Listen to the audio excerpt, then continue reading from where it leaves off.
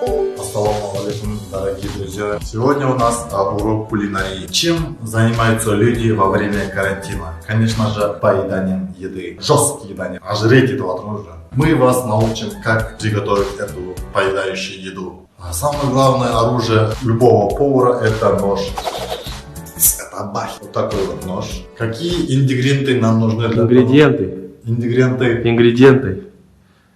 Продукты для того, чтобы подготовить зеленый суфле с морепродуктами в мандариновом соусе. Так как у нас зеленый суфле, нам нужны зеленые огурцы, 2 помидора, кстати, и, конечно же, 200 грамм мяса, точно 200 грамм, да? Так как у нас соус мандариновый, нам нужен мандарин, бычье молоко и, конечно же, водочка для дезинфекции.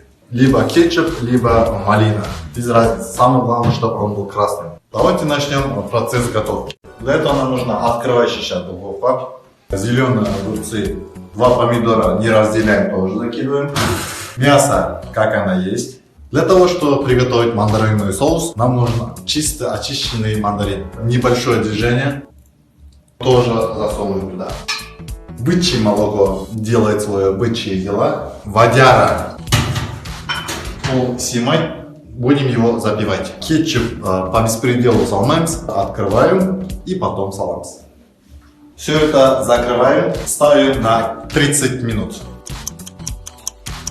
Пришло время достать нашу еду из духовки. Hello, everybody here. Вот и наше зеленое суфле с морепродуктами готово. Давайте попробуем, посмотрим, заценим. Вуаля! Это долбанный шашлык. Yaqin do'stlarim qasmda, Gaykos, вечерga boramiz endi.